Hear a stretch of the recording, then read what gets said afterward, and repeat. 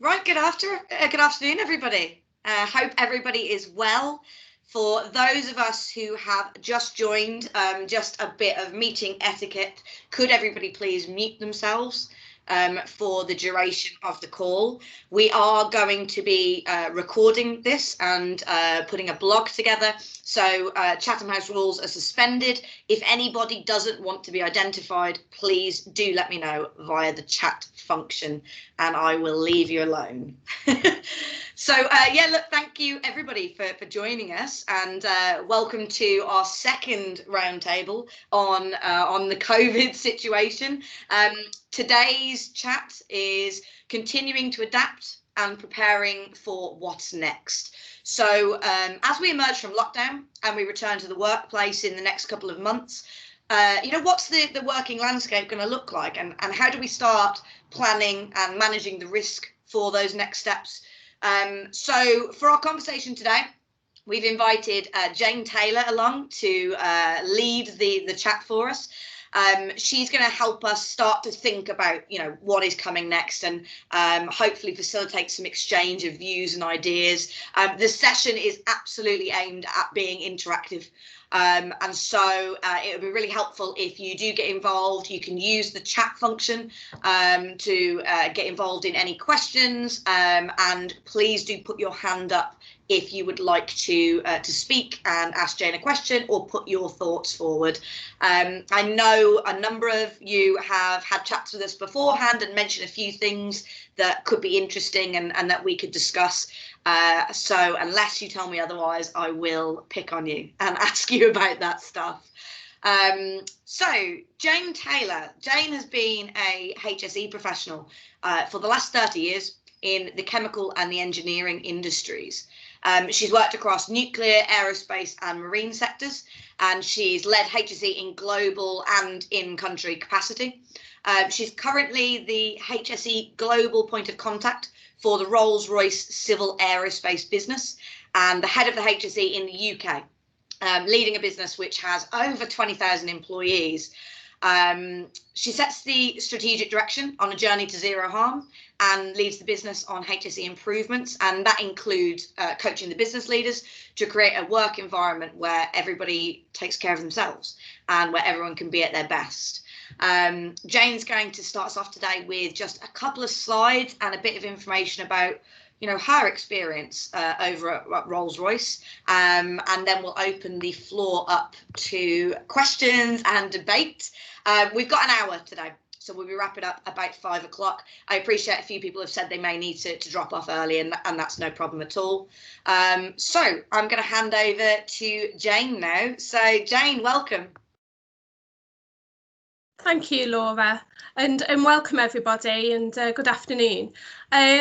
So yes, I've got a few slides just to get your thoughts going and to get a bit of insights, if you like, and thinking around what are the next steps with regards to coming out of this COVID, if you like, and going back into the workplace and what that means. So I'm just going to share some of those slides with you. There will be a little bit of an interaction bit at the start because I'm going to be asking you a question. So just bear with me. I'll get the slides up.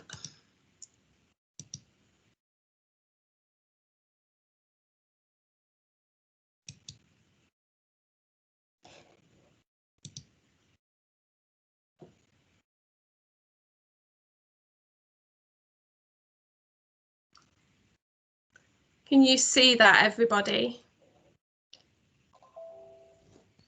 Not yet, Jane. No, it still seems to be processing at the minute, Jane. Okay. It's thinking about it. Right. there you go. It's here now. Okay, thank you. So so we're going to look at continuing to adapt and prepare for what's next. So I want to just take you back to the life pre-COVID. So pre-COVID, if you imagine that, that you've got a nice holiday scene here, you've got no laptop, you've got no IT equipment, you've not got your work phone with you, you're not doing any driving. Basically, you're on a complete relaxation. Imagine that. So whilst you're in this complete relaxation, then after that 2 weeks holiday of relaxation, you might pop on a plane, come back to the UK.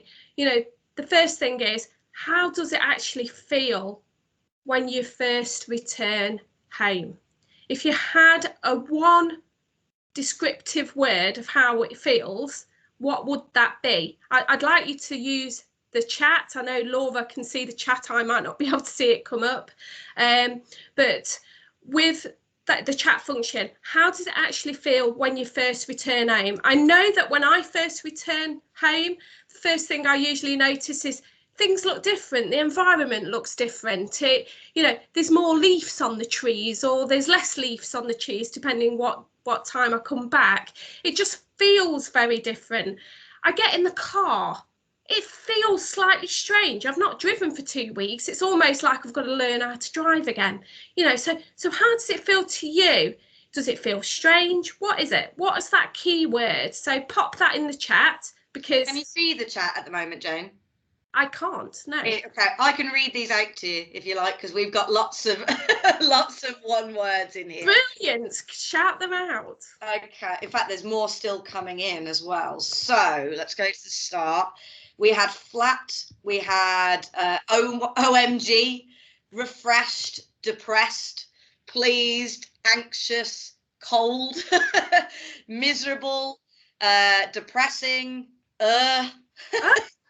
yeah, flat again has come through. So a mixture, I think, of people being excited and people being a little less so coming back. And that's not surprising.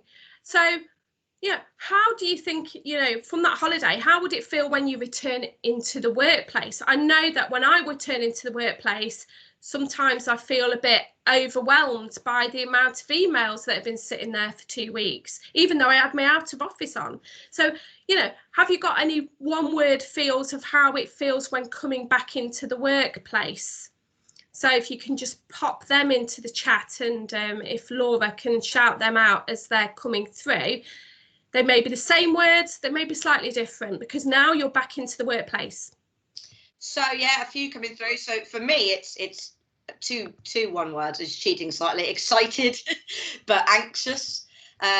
Someone else also said anxious. Someone said sad. Someone said overwhelmed, busy, challenged.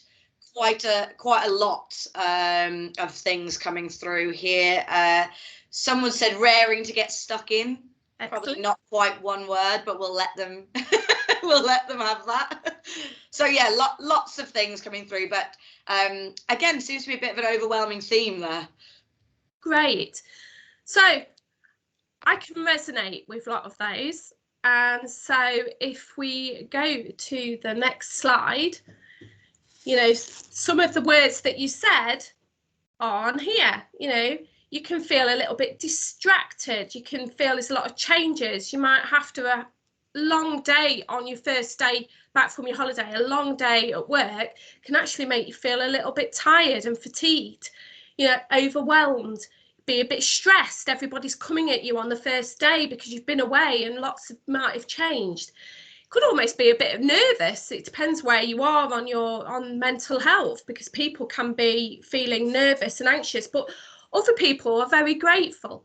So that we all feel different. So if we think a little bit about that, we are like that in COVID. There's been quite a number of people, as we know, that's been on furlough. We've got people that may be part-time. We have had people that have been working in work, but outside the workplace because they've been working from home, and it might be their first time after a year going into the workplace. And if you feel like this after just 2 weeks, what does it feel like after almost a year? So some of the things that we've been thinking about in Rolls Royce is just trying to understand those human factors elements. and some of what we've seen on the previous slide coming to the human factors. And in the aviation industry, we look at the dirty dozen, which are listed there on the left hand side, you know, and taking some of the words earlier, stressed is number 6 on there, fatigued is number 6 on there. It could be that there's too many distractions, as we said earlier, which is number 10. So when you put these 12 things into the mix, that's when accidents and incidents are going to happen. So we want to try and help adapt our workplace, adapt the way we do things. It might be slightly different to what it was prior to COVID, to try and concentrate on these key areas to make sure that, you know, the risk is reduced. So if we look at the risk, and I'll just take a few. I know that some of you reached out earlier in the week looking, you know, saying what you'd like to get from today's roundtable discussion. And I just want to pick out a couple of things on this very busy slide, but it's for illustration purposes only.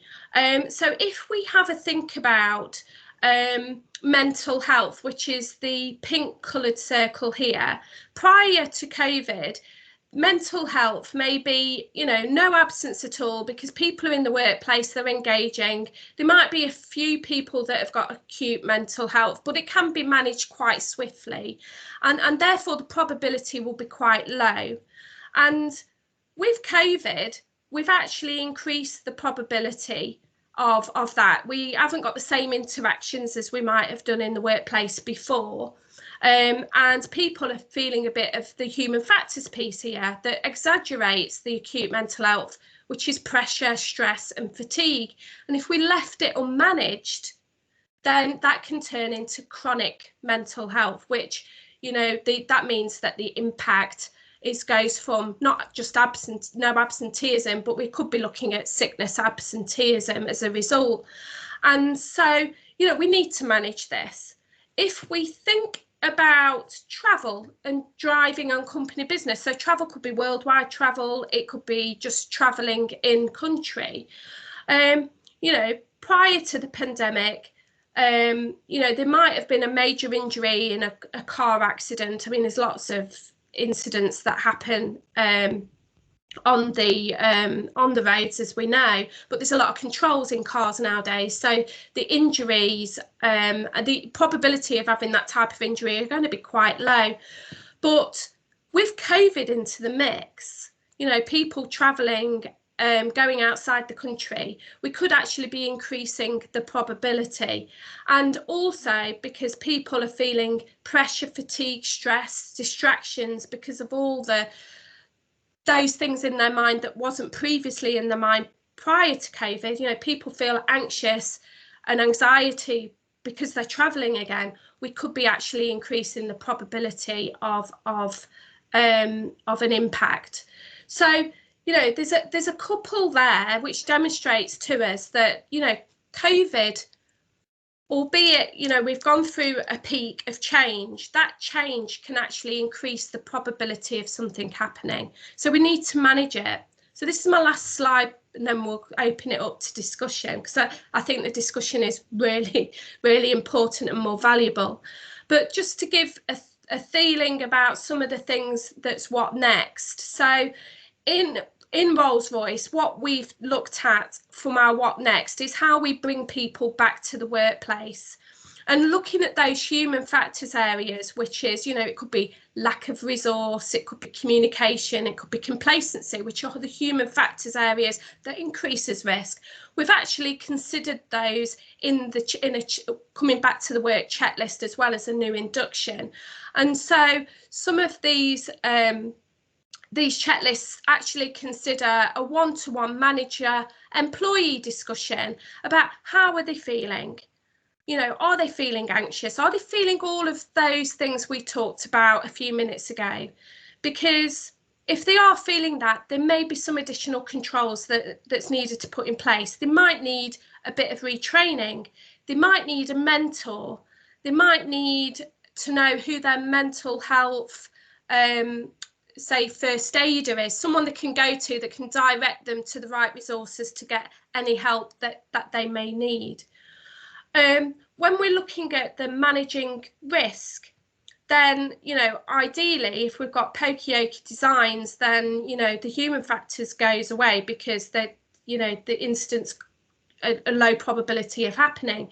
But let's take the human factors in managing risk. It's knowledge. They might need some mentors. So if somebody's going to work the machine for the first time in 8 months, they may be competent. They may have got that, they may have done this job for 20 years, but it's like going in that car for the first time. It feels strange.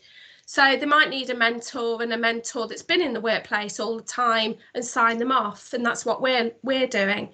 Complacency. So, we're looking at hybrid working now. We're looking at a virtual and workplace training, so that it gives them that training that they need to get them back into the mindset of doing the job. Mental health champions I spoke about before. So these are how we're managing the risk in Rolls Royce. So we start with a checklist, and then we've put in place lots of resources and help to manage the risk. And it's over and above what they would have had prior to COVID. They didn't need the mentors before because they was on that work machine every day. So now they might need it. And then the final bit we've done in Rolls Royce, we have what we call a care promise. It's part of our key strategy, but it's all around communication.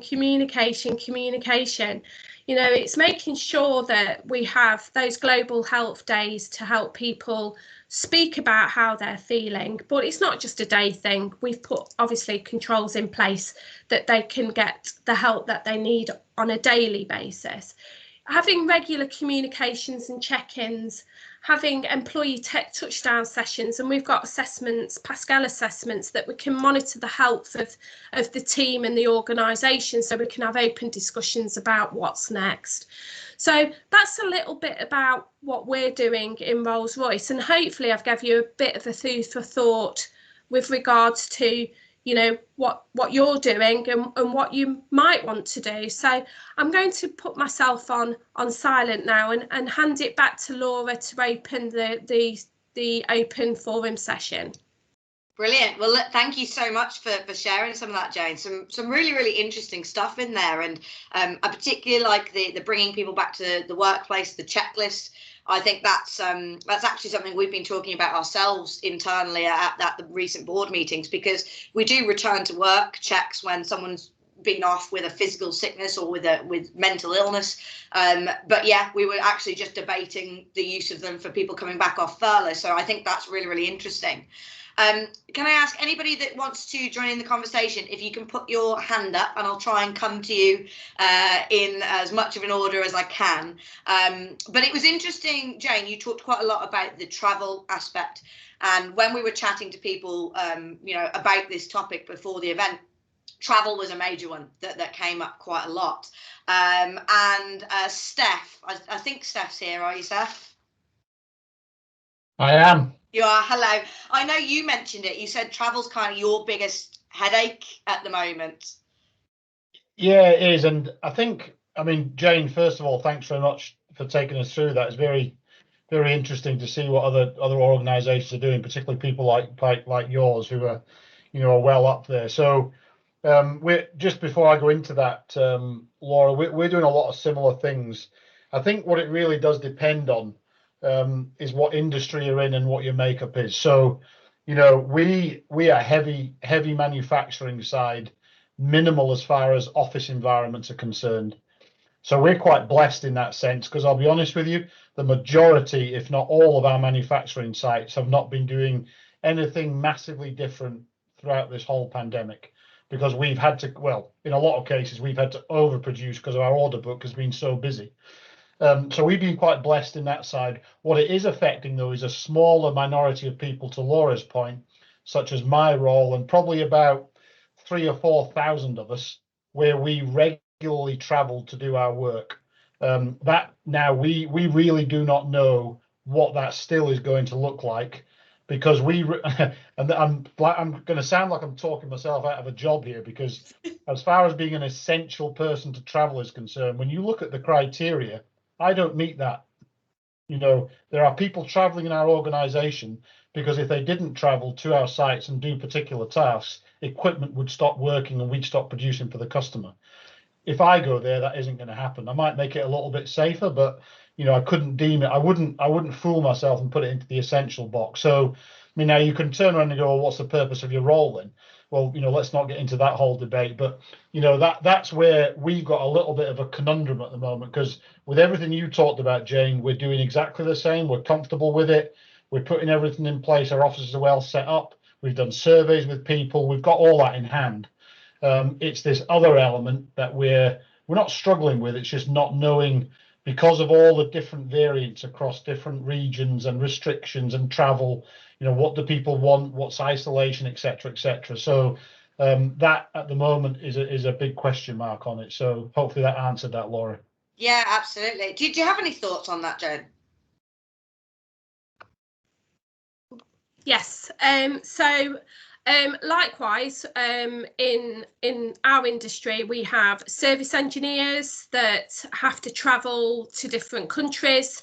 You know, we still have, you know, what I call a breakdown service, if you like. We still need to service the engines as well. We need to meet, you know, the regulatory requirements there. So there's still that travel, which we that is classified as essential. And also we still have travel for our auditors, because we have to audit our suppliers to our product.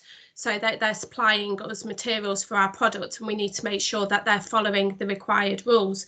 So what we do is prior to any travel, we have a pre-assessment to understand, is it really essential? And then we gather as much information as we possibly can from the customer or from the area that or building or manufacturing site that we need to travel to understand what are their control measures, because ironically, you know, all the control measures vary considerably from country to country, but also within our own country, there's, you know, one business isn't the same as another. So we get as much information. If we then look at our policies through this pandemic, and they're of a lower, where we're going is of a lower standard, then we give the right to challenge in a positive way, because we want to make sure our employees are as safe as they possibly can. And particularly if they are a supplier to us, we provide support and advice to them so they can reach those standards as well, because there may be smaller manufacturing areas that haven't got as much resource and advice to them as we can give them. So we can help with that. If we feel that anybody isn't meeting those requirements, then what we do is we you know, it ends up being a difficult conversation, but that's the way we manage it at the moment. So it's all risk based and it's all questionnaire based, and then managing the output from that. It's interesting stuff, and yeah, I mean, travel I think is going to be a headache for leisure, let alone for work over the coming months. So it's an interesting challenge that we've got that we didn't previously have, you know, as safety professionals. Vicky Rowley, I think, Vicky, you are on the call. I know travel was a thing that you'd mentioned yourself as well, and the idea of the vaccination process. I don't know if you could go into a bit more detail on that. Yeah, so it's kind of two things around vaccination, really. I guess, again, thanks, Jane, for the presentation as well. It was really good. One is that when we do get to a place where I guess travel was a bit more freely in case of business, who knows, that be maybe next year, is so I've actually changed jobs since the last time we all spoke, but both companies have quite a vaccination programme about travelling anyway, like travel immunisations.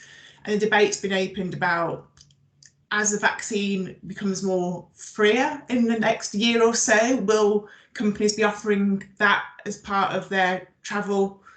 Will they, you know, ask employees to do it? Because that whole thing about confidentiality, who wants to take the vaccine, who doesn't. And then we have had some employees already asking us that going forward, would we be offering the vaccine like we would the flu vaccine? So a lot of our sites in Europe in particular do offer yearly flu clinics. And so the thinking is, if we're doing that and we've got to have a new vaccine each year for COVID, will the company be offering that too? So just wondered if anyone's had any early discussions on that, or what their thoughts are going forward, because I don't think this is going to go away anytime soon. So I agree. I'm not certain it is something that's going to go away. Did anyone have any thoughts, or has anyone dealt with that vaccine idea at the moment? Or I know we've had a couple of conversations about it in the HSE leaders group about how we manage this and how we mandate it. Jane or Richard, sorry, Richard's just put his hands up if you've got any thoughts. Hi everybody. I guess the only thought that we'd had internally within the business that employs me was the difficulty comes when, okay, your employee is vaccinated, but what happens if people in the household within which they reside are not vaccinated? You know, because the vaccine doesn't stop you contracting or sharing the virus, as it were. You know, all it does, it means that the effects of the virus won't be particularly hard felt. You know, so it's we put a stop on it. You know, we're looking at options to provide the vaccine, but we've took a position whereby we won't encourage anybody to travel on that basis. You know, we've found some great ways of working virtually. It's not ideal. I think we all appreciate that. We'd much rather be on the floor looking at things with our own eyes, as it were, as safety professionals. But unfortunately, in this current climate, that's not possible. But we're finding more and more innovative ways to support the business virtually. So I'm not sure we'll ever get back to the levels of travel that we were hitting before, especially when you look at the P&L now, and the business is saving a huge amount of money. And still, absolutely, in essence, performing to a similar standard. It's a really good point, Richard. I mean, internally at our company, we don't necessarily travel to the extent that some of you guys do internationally, but we travelled a huge amount around the UK, and even that I can see massively changing because of how well we've adapted to this virtual world now. You know, I was talking to a client about going and seeing them in London, and then when you actually think about the cost to the business of me being out of the business for a full day to have to travel down to London, where I could work from the home office, log on, log off, and it barely affects your day. It is definitely going to have a huge impact. It's going to change things. Yes, Sarah, I know you had your hand up. Yeah, thanks. I mean, very much like Richard there. I think one of the things that definitely is going to change coming out of this is travel policy. You know, that there are some ways where you know, we've been suffering because we can't travel. I mean, particularly in our own function, you know, we can't travel around our sites and do audits, and you know, like we might like to. So you know, that definitely will come back. But some of the other functions, like, you know, sales visits, you know, you could have a salesman remotely visiting several customers a day, whereas that might have taken them best part of a week to travel to one and, you know, come back. And so and be much more efficient. And also the use of remote you know, monitoring. We're starting to do remote walkthroughs of our sites and stuff, you know, which is, you know, really useful and very effective. But on the offering of the vaccine, I think we're a long way from being able to do that as industrial companies. It's very much in the whole world, you know, tied up to governments issuing vaccines at the moment. But looking to the future, I guess in a year's time or so, it might be quite different. And at that point, we would be looking to treat it similar to the flu vaccine, and, you know, offer, just do everything that we want to do, everything we can really to encourage people to take the vaccine and make it as easy as possible. So if, you know, if that's running COVID flu clinic and flu clinics at work, then yeah, we would definitely want to do that. But it's not going to happen for at least a year, is it?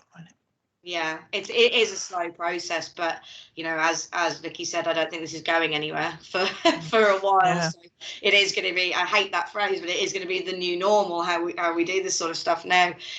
Chris, I know you'd put your hands up when we were talking about all of this. Did you have some thoughts on this subject? Thanks, Laura. Good afternoon, everyone. Jane, thank you. Fantastic presentation. Certainly certainly thought-provoking. Travel. So if we look at travel, we operate same as the people on this call as well with multinational companies, and travel has all been banned within our organisation to the exception of service engineers through emergency call-outs. Quite interestingly, for a routine visit, which we are still doing to support our customers, when we turn up at site, we follow the rules to the letter.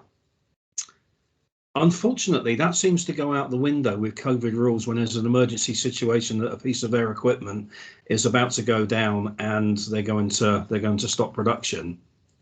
That gets ignored, and people are just forced into that situation. So we're trying to combat that with our own service engineers of, if you feel you're being put into an unsafe situation, and regardless of what the customer is asking you to do, you fall back to us on that, and we will make that decision at a higher level. So I'm sure that's happening in other industries as well.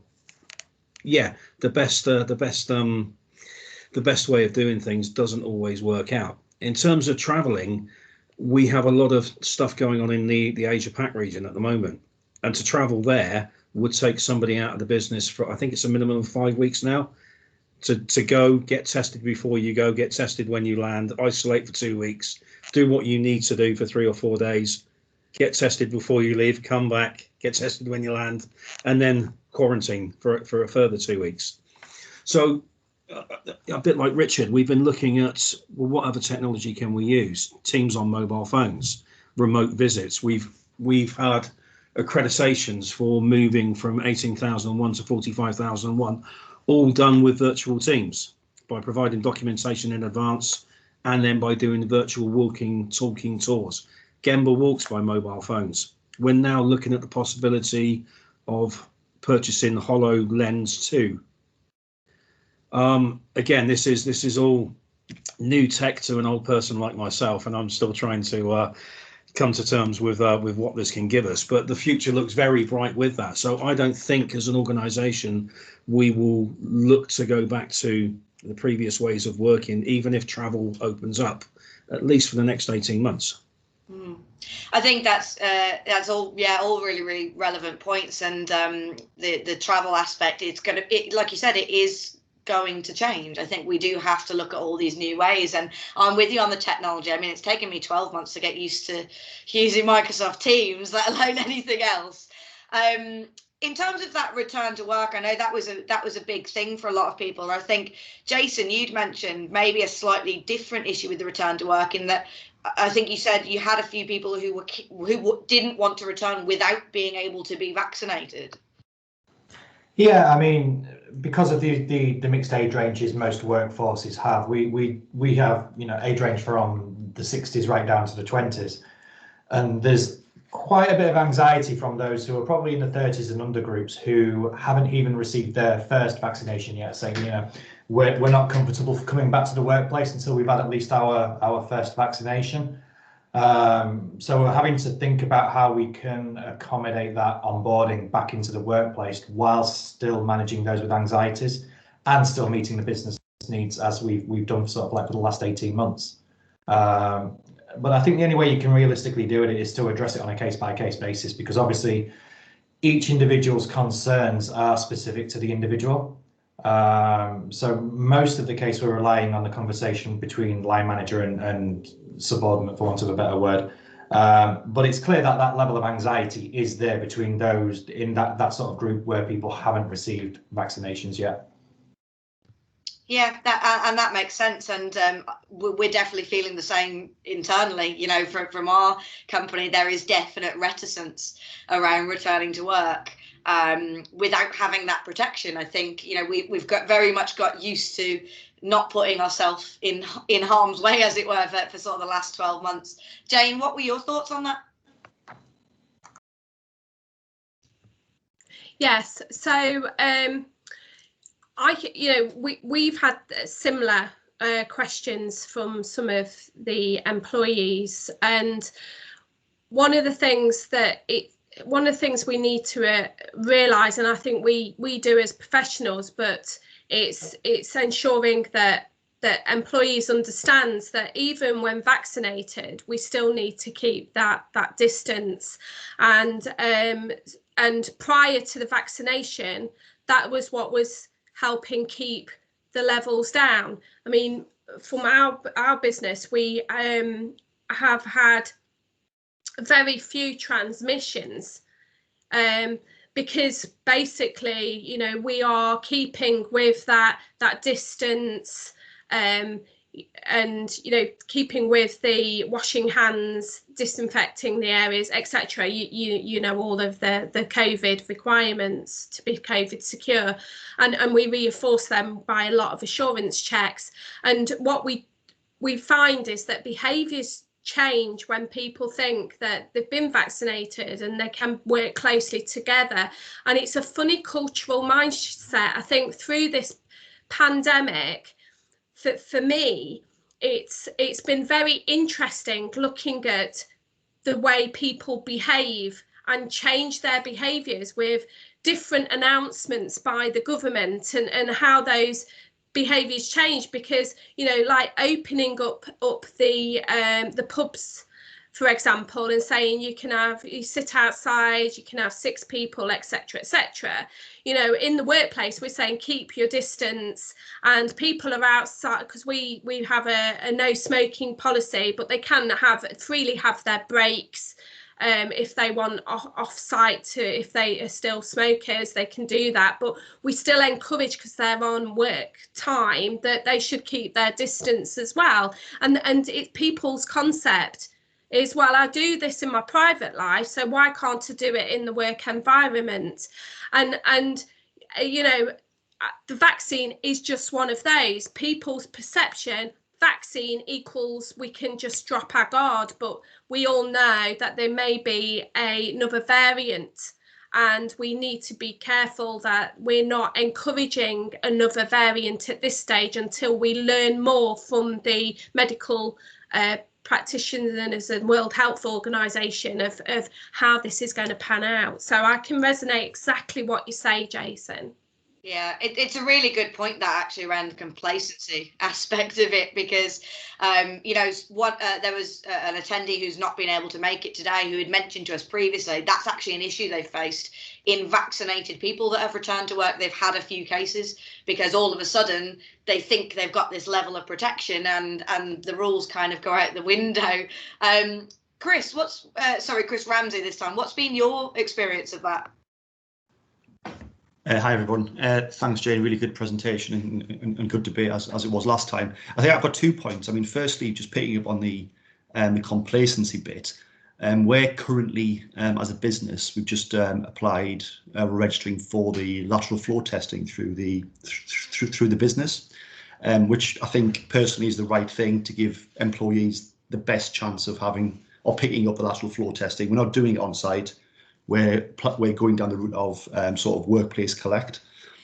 However, one of the thoughts that has been discussed internally is, someone does a lateral flow test, they don't have the virus at that point.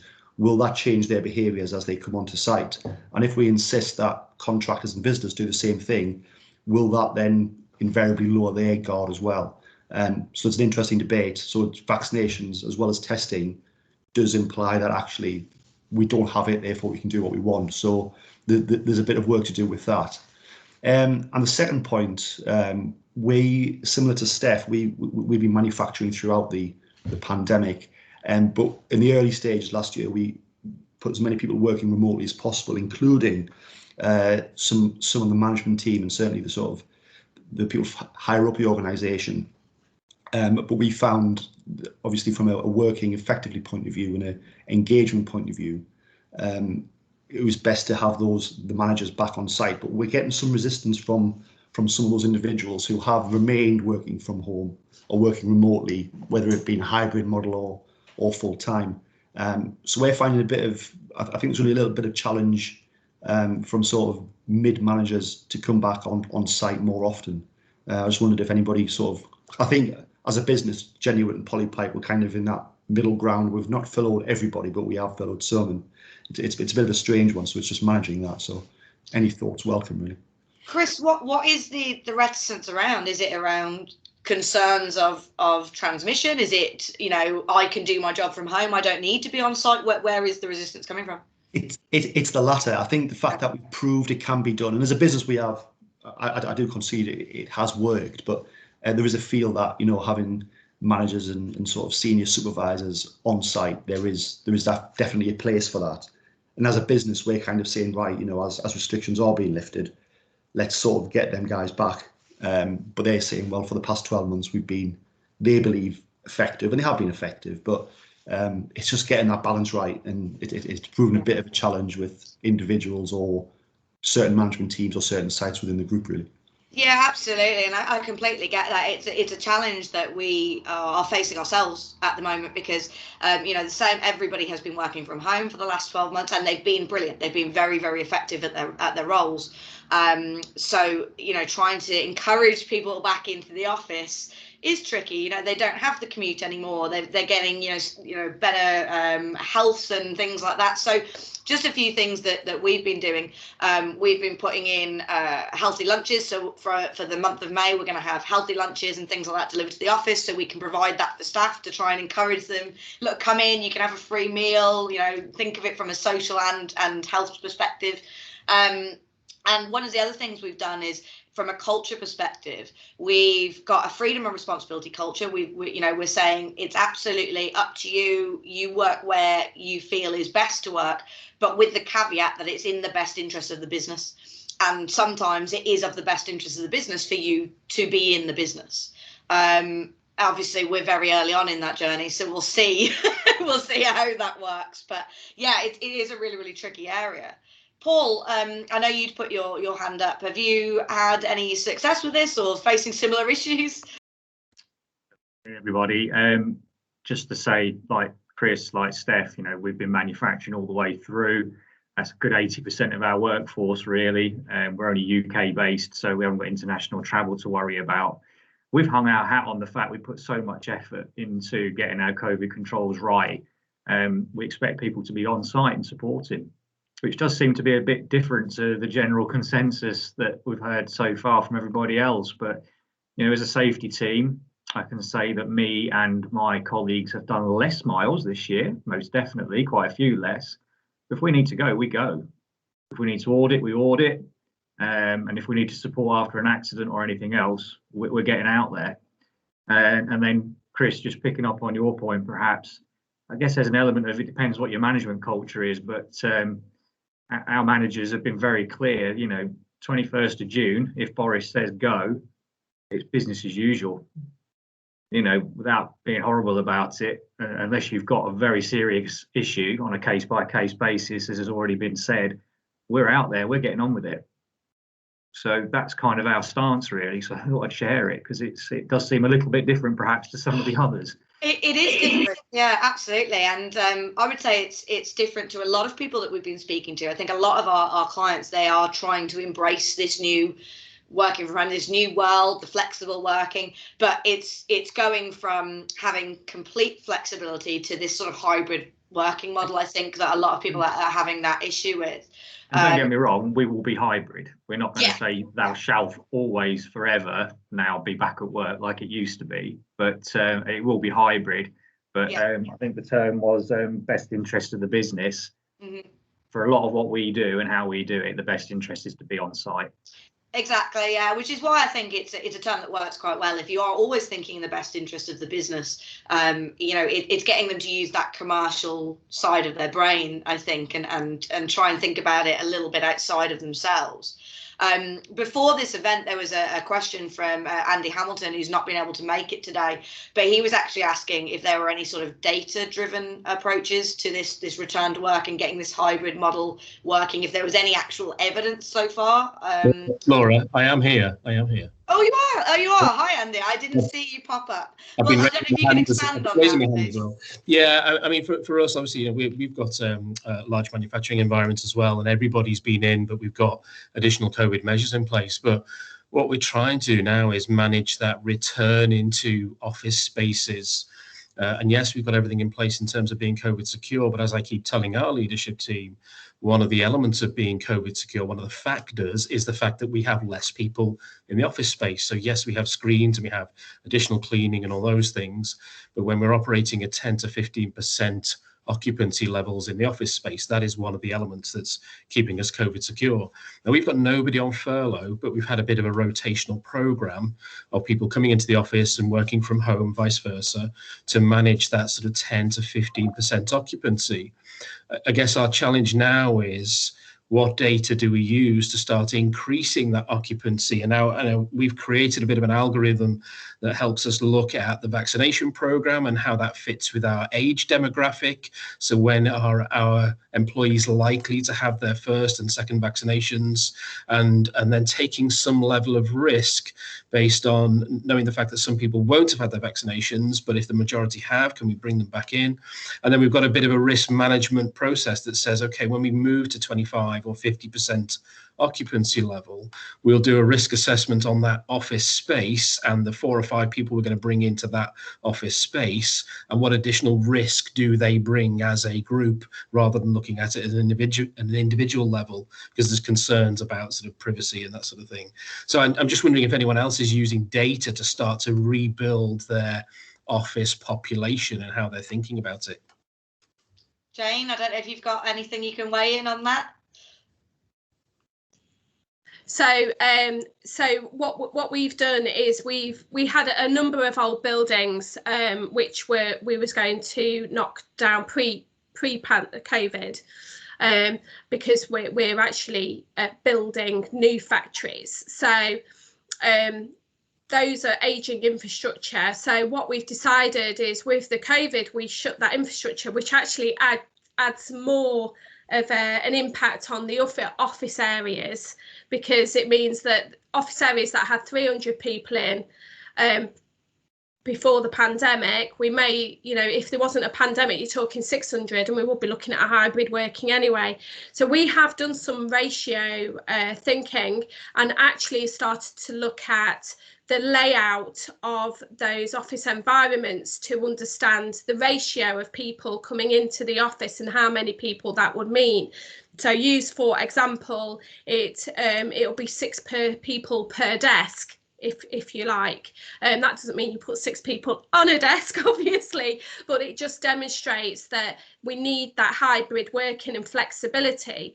So with that in mind, we've put some guides together to say, actually, if you're suffering from anxiety because you're working from home and you need that people interaction, then your top priority to come back into the office, even though you don't need to be in the office, but you do need to be in office for your mental health well-being. So we've got like a bullet point list of people that we think have to be in the office, and people that can do that hybrid working. And with that in mind, we've identified that we've identified areas where we can have neighbourhoods for teams. And what we mean by this is, the manager has a little neighbourhood. He knows, or she knows, how many desks they've got and how many people they've got, so they can have those direct communications of who needs to be in the office at certain times.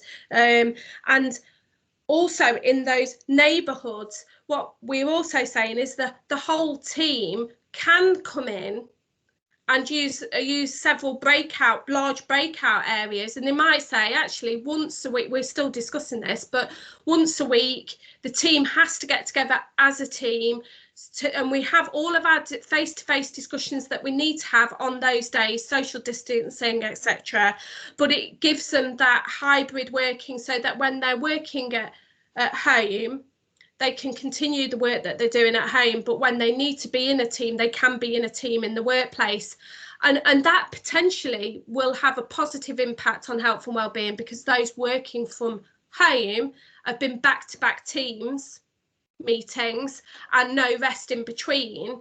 Whereas what this hybrid model will do, if you've got the whole team in on a particular day and everybody knows when them teams are going to be in, it gives them the opportunity to get all of their face-to-face them interactions, you know, sometimes it's good to go on a dry whiteboard and write some ideas, etc., and do some of that work together, so that they're in less meetings in the week when they're doing the hybrid working from home. So we're looking at all this, but we have started looking at ratios, and we, as I say, we have come up with some ratios already. Actually, it's 5 people to 1 desk.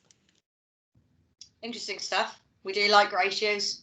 So Chris, I know Chris Williams, I know you did put your hand up. What were your thoughts? Just to go back to what Jane was saying there. We've gone down the same route of looking at our office space and then looking at occupancy levels, working it on a round robin and rotational systems as to who comes in, etc. And then we've also looked at team days. We started that off with once a month. We've got that down to once every fortnight at the moment, to go through all of those critical conversations and interactions that need to happen at a face-to-face level. What really worked for us, we almost applied it like a speed dating principle, with socially distanced desks on all of our controls in place. And right, you've got an hour to do a round robin to get round all of the team and talk of what your main key points are. The data that we pulled out from that was so interesting, of people were actually coming in very prepared for the speed dating side of it, of I need to interact with Laura, with Jane, with Carl, with Paul, etc., and I need to talk about this, this and this. And we found in that hour they were so more productive than just being on a Teams call back to back, where they were even more productive than being in the workplace. So that there is, you know, there's a constant evolution coming out of this.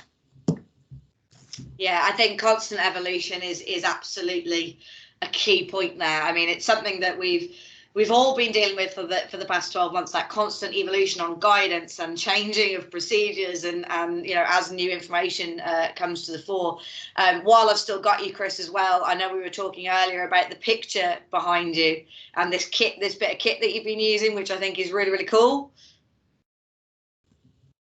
Did you want me to talk about that? Yeah, girl. Yeah, tell us a bit about it.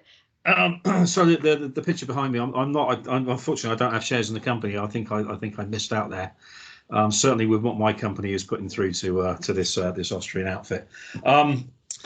Basically, the picture, the background you can see behind me, it's called a safety device. It's a small badge, about twice the size of a 50p piece, that weighs around about 2 grams. You wear it within your breathable area, so it's visible to any other user.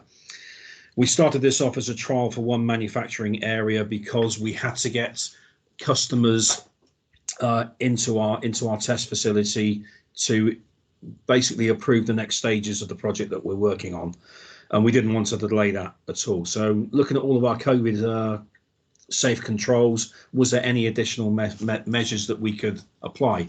I saw this company, we bought 60 devices in as a trial. We're now up to about 500 devices in the business. We've got a load more that we're going to cover. The basic premise is, if you get within a 2-meter distance, it's all controlled by Bluetooth. Bluetooth tends to work around about a 1.5 to 2 meter distance. If you're in a safe zone, you're not interacting with anyone else, it will continually flash a white color. If you go within that 2 meters and it's detected by another safety device, they will start to flash red. If you don't move out of the way, they'll flash faster, and then they'll start beeping at each other. And then after 3 seconds, it will log it onto a hub, which sends that information into a cloud. When we recharge these devices on a daily basis, or whenever it suits us, we can then download all of that information of all the interactions. The first and foremost, this was done to help promote social distancing. We work in a lot of manufacturing and test shop areas where the rules initially were not being applied to how we wanted them to be applied. So 2 guys working together, as they have been for years, on the same process, on the same piece of machinery, with noses hanging out of their masks and no social distancing. Luckily, the good behaviours have helped, and good management, to get them to adopt to be in safe behaviours. However, with all behavioural safety, we want that to happen when we're not walking the shop floor and when managers aren't about and they're taking that as this is the way of working and this is the new normal. And it was done to help break up these groups, break them up at break times in the smoking shelter, in walkways, but also to identify, well, where are the main bottlenecks for us? Where can't we do social distancing? What can we do to change our work layouts?